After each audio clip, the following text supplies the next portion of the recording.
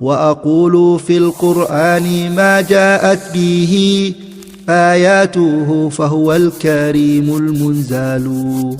وأقول قال الله جل جلاله والمصطفى الهادي ولا أتأوى۔ پیارے نبی صلی اللہ علیہ وسلم کی طرف سے قربانی کرنا، یہ جو مسئلہ ہے ہمارے سماج میں بہت عام ہے۔ لوگ عام طور پہ 2 جانور کم سے کم لیتے ہیں اور کہتے ہیں ایک جانور میرا ہے اور ایک جانور پیارے نبی صلی اللہ علیہ وسلم کی طرف سے۔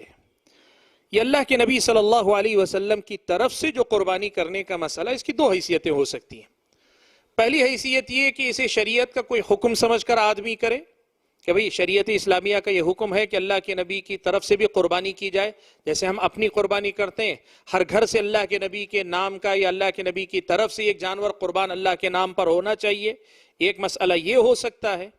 اور اس کا دوسرا پہلو یہ ہے کہ بھائی اللہ کے نبی صلی اللہ علیہ وسلم کی طرف سے یہ شریعت کا کوئی حکم تو نہیں ہے، لیکن ہم اپنے طور پہ کرتے ہیں تاکہ جیسے ہم اپنے لیے ثواب کا ذریعہ بنا رہے ہیں، نبی علیہ السلام کو بھی ایک جانور ذبح کر کے ثواب پہنچایا جائے۔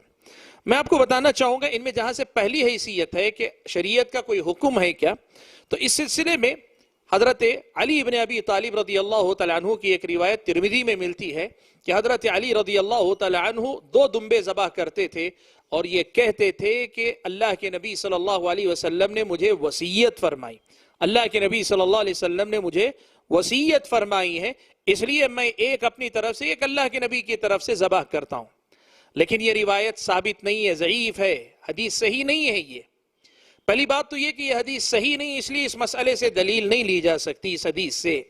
اور دوسری بات یہ ہے کہ اگر اس کو دلیل کے طور پہ لیا بھی جائے تو اللہ کے نبی صلی اللہ علیہ وسلم نے حضرت علی کو وصیت کی، جو آپ کے چچا زاد بھائی تھے، آپ صلی اللہ علیہ وسلم کے رشتہ دار تھے۔ اللہ کے نبی صلی اللہ علیہ وسلم کی یہ وصیت اگر عام ہوتی تو اللہ کے نبی صلی اللہ علیہ وسلم کے دیگر صحابہ جیسے حضرت ابو بکر صدیق ہیں، عمر خطاب ہیں اور عثمان غنی ہیں اور دیگر بلا شبہ ہزاروں صحابہ تھے، ان میں سے کسی نے اللہ کے نبی صلی اللہ علیہ وسلم کی طرف سے قربانی نہیں کی ہے۔ اس لیے اس حیثیت سے کرنا کہ اللہ کے نبی صلی اللہ علیہ وسلم کی طرف سے جانور ذبح کرنا یہ شریعت اسلامیہ کا ایک حکم ہے، یہ عمل بے دلیل ہے، ثابت نہیں ہے، اس لیے نہیں کرنا چاہیے۔ رہا دوسرا مسئلہ کہ ہم اسے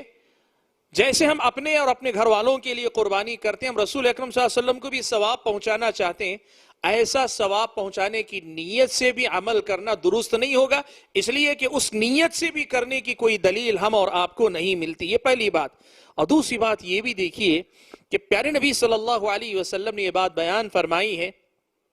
من سن فی الاسلام سنتا حسنہ فلہ اجرها واجر من عمل بها، جو آدمی دین کے اندر کوئی سنت، کوئی طریقہ جاری کرتا ہے، یعنی بتاتا ہے، لوگوں کو سکھاتا ہے کہ یہ دین کا طریقہ ہے، تو پھر عمل کرنے والے کے برابر اس سنت کو سکھانے والے کو اللہ تعالیٰ اجر دیتا ہے۔ دوسری حدیث میں کہا من دل علی خیر فلہ مثل اجر فاعلہ، جو آدمی کسی خیر کی طرف رہنمائی کرے تو عمل کرنے والے کے برابر بتانے والے کو بھی ثواب ملے گا۔ تو اس کا مطلب یہ ہوا